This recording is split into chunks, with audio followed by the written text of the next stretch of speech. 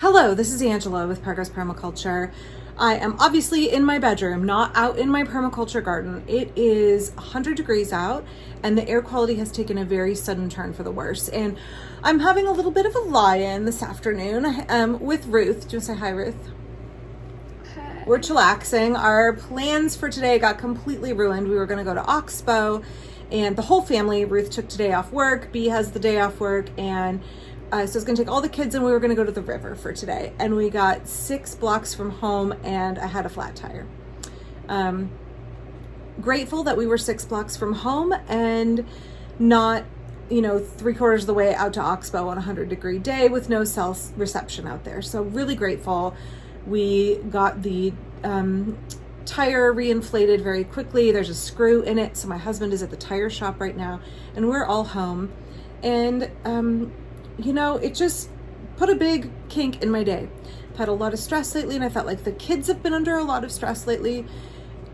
Going through your grandparents' house and cleaning it out and getting ready to put it on the market is not an easy thing for grandchildren who, they spent many hours over many years up at that house enjoying the company of their grandparents. So it's understandable that there will be a lot of feelings come to the surface during that process and it would be really hard to go through. So I thought we'll have a fun day at the river and kind of rest and reconnect as a family. Has not turned out that way. Our plan for the afternoon is I think we're gonna play games or something.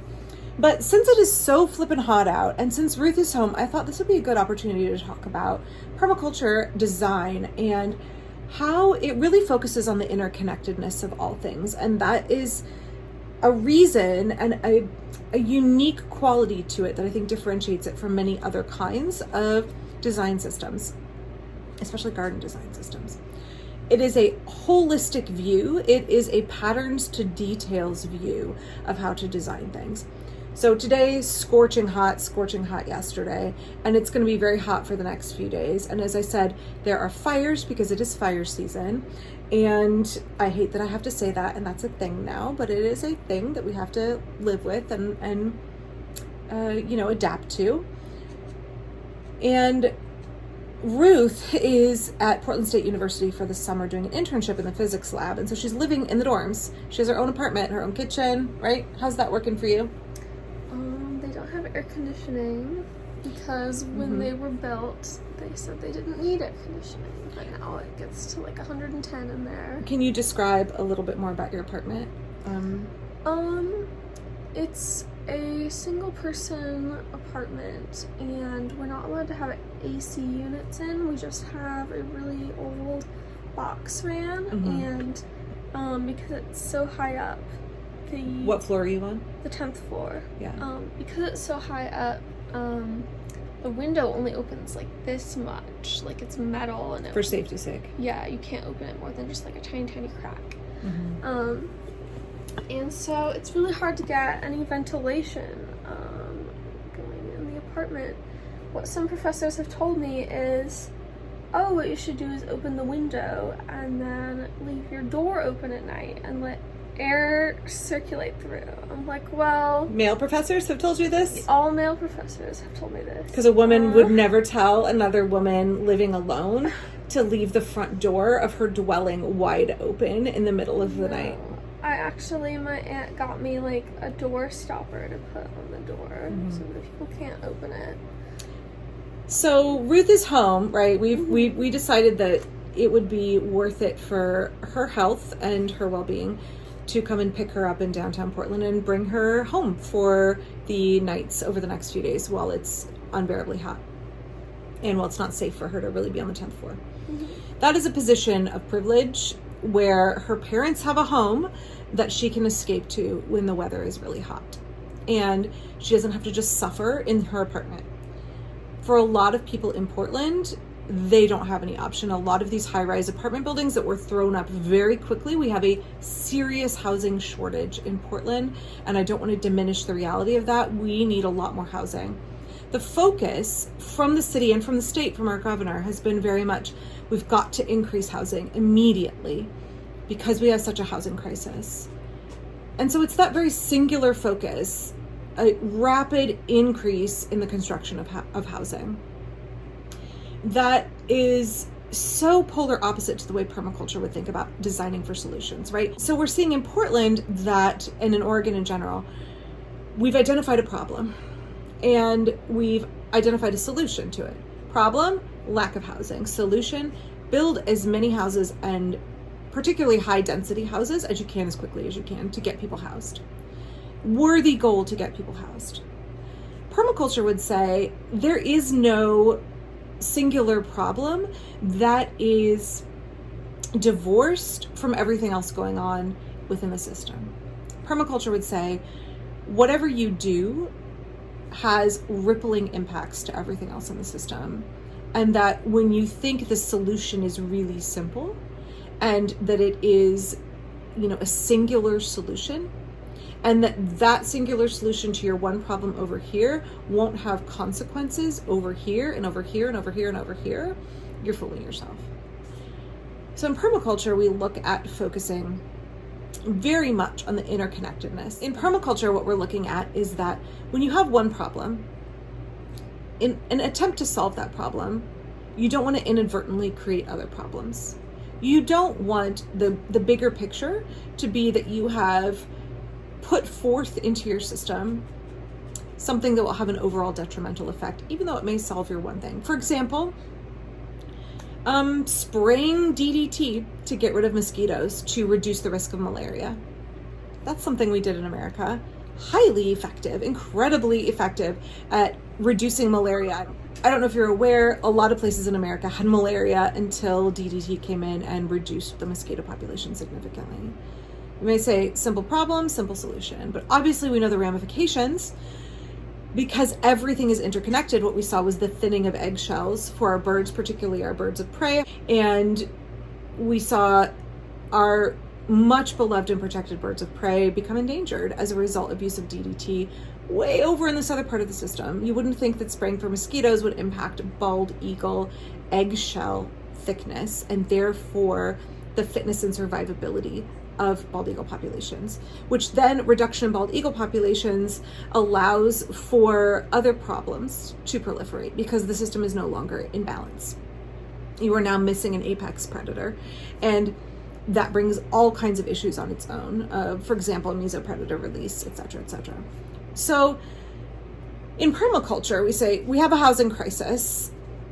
A very short-sighted solution is to throw up poorly designed, quickly constructible high-rise apartment complexes without thinking about passive solar design, without thinking about what that will mean for the energy usage in the long term, because either there is no air conditioning and you are risking the suffering and potential death of residents, or you are having to expend a tremendous amount of electricity on air conditioning.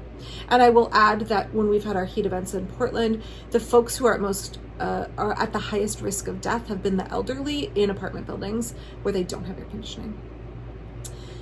And so we say, this isn't really a solution. When we have a solution to one problem that causes a larger cascade of problems, or that just passes the buck down the line, that's not a solution. That's not a permaculture solution. And in permaculture, we are looking at permanent solutions, permanent culture, permanent agriculture. We're looking at solutions that have long-term efficacy without causing a ripple of consequences that get passed down the road. And so we're seeing right now in Oregon, prime example is all of these apartment complexes being thrown up very quickly in an attempt to house people in a way that gets developers incredibly wealthy, that is very short-sighted in the use of materials and the way those buildings are designed. What you see is that they want to maximize their use of the land in order to get the maximum number of apartments. So there's no setback from the street, there's no awning, there's no overhang, there is no shading of the building. We're seeing that it's trendy to paint. There's no roof. There's no roof, right? It's flat roofs. Yeah. Flat roof. So maximum solar impact, minimal shading and cooling of the building has serious long-term consequences for the residents and for the entire system, with the strain on the electric grid, the overall reduction in the way the city can push towards sustainability when you have put in many, many, many housing units, thousands and thousands of housing units that are essentially designed in a way that is in complete tension with sustainable living, with energy efficiency, with increased quality of life, with reduced impacts on the environment. What we're seeing now are buildings that are put up to be fast, cheap, make developers rich, get people in houses without thinking about the long-term consequences. It's very much, I put something on my Facebook page the other day. I think Green Lady Permaculture shared it first. That saying that's like, you can't throw things away. There is no away. And in permaculture, we're trying to produce no waste. We're recognizing there is no throwing things away. There is just passing them down along the line to make them somebody else's problem. So when we have short-sighted solutions, what we're really doing is we're passing the cost down to future generations, future residents. The developers who are putting up these high-rise apartment complexes are making a quick buck. They don't live here. They don't have to stay in the community. They don't have to deal with the long-term side effects of having residents have increased electric bills, therefore they have to work more hours, therefore they have less leisure time, less volunteer time, lower quality of life in order to pay the higher utility costs of an energy inefficient building. Or they aren't living here and having to deal with those communities, and apartment buildings are communities where the windows only open this much and no air conditioning is allowed, and you're dealing with increased suffering and you're dealing with increased risk of heat illness and death.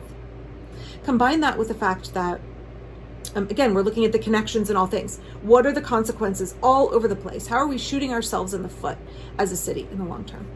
We're looking at the city and Oregon in general being really willing to remove shade canopy. Again, there is no setback for these buildings in order to maximize the amount of housing that can be built.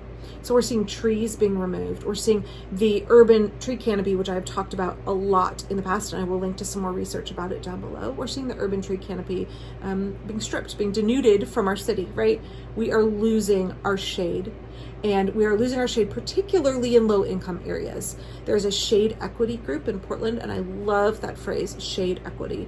Low-income communities of color who are in desperate need of affordable housing still have a right to shade and all of the benefits of significantly cooler and safer communities that have an intact tree canopy. And so when we're removing trees in order to encourage infill development to house people in the short term, we are creating all of these problems of increasing heat in the city, increasing the risk to our health, increasing our resource usage, and reducing our resilience as a city. And for us living in Portland, Portland has this kind of aspirational message that it communicates about being a green, sustainable, livable city. We are the folks who actually care about the environment, and we care about other people. But that's sort of not how it's playing out right now. I don't want this video to sound too much like just a dig on what's happening with Portland housing, because I realize these problems are incredibly complex when we're looking at funding and access to land and utilizing developers and keeping the Portland Business Alliance happy and keeping our elected officials, they have to think about their electability, and that means appealing to big business very much. And when we have to think about, there is a real housing crisis and we need folks in houses now, and we need it affordably, and sustainable design costs a little bit more, and sustainable design means that you have to leave more space for trees and for overhang and for efficiency. When we're looking at these very complicated problems, it says to me that, when we design with permaculture, we are taking the time and the energy, and we are acknowledging that these problems are far more complex than they appear on the surface. And that if we want truly sustainable design, we need to step back a second and say, whoa. What is the way that all of these things are enmeshed together? And when we pull on a string here, how is it unraveling something over here, right? And I think that's really important. I obviously don't work in government. I am a rather hopeless idealist, and for me, I wish we could have our governmental structures work in a way that focuses on that permaculture lens, that focuses on the fact that everything is interconnected, and what we need is resilient design, holistic design, integrated design. And for those of you that continually tell me that permaculture is just about gardening, I hope this video is an illustration for you about how it's not just about gardening. It's about creating resilient systems where everybody has an increased quality of life. It's about looking for the slow, small solutions. It's about acknowledging the patterns that we see in nature, and how when we defy those patterns or we choose to ignore them and brush them aside, that we face consequences down the road that cost individuals in terms of quality of life, it costs the environment, and it costs the resilience and livability of our cities as well. So I don't know how we get to a place where in capitalist consumerist America that what is prioritized is permaculture design instead of corporate profit, or instead of what makes good PR and, you know, gets folks reelected. I don't know how we get there, but I hope this was a helpful illustration for you. It's something I've been thinking about a lot. So we've been talking about this the last few days, and I think we'll continue to talk about it. I think if you're somebody who focuses on urban design, or you're someone who's like, how does permaculture integrate into the way that people live in cities? Look beyond the garden. It's so much more than that, because the garden does not exist in isolation outside of all of these other factors as well. And if we want resilient communities of people, we have to look at the big picture, and then we have to look at all of the details. Design from patterns to details, and include them both in what we're doing. Do you have any last thoughts, Ruth? I put you on the spot. Did you cover the part about how they want to throw up all these high density housing because people have nowhere to live? Then these high density housing apartments often remain vacant because the rent is like $2,500 a month for a single bedroom apartment. So thank you to my patrons who continue to support the work of this channel. If you can't support me through Patreon, you know what? That's absolutely no big deal. Please be sure and click like and subscribe. That's a great way that you can help. Are you needle felting, Ruth? I think we're gonna hang out. And are you needle felting, a little dude? A little dude. I think we're gonna hang out. Best friends. Oh, is it Patrick Stump? It is Patrick Stump. It's baby girl. So we're gonna probably watch a movie and work on some fiber art stuff, because the air quality is really poor outside and it's scorchingly hot, and we didn't get to go to the river, but we're just kind of changing course midstream here, and we will enjoy the afternoon. And I hope you are staying cool and safe, and that you are able to escape from the heat. And I hope that when you think about permaculture, you can start to see the way that it extends far beyond the garden, and the way that using permaculture design on a larger scale and extending into systems beyond just growing food can have huge benefits for us as individuals, for our households, and for our communities as a whole. I'll be back soon. Thanks.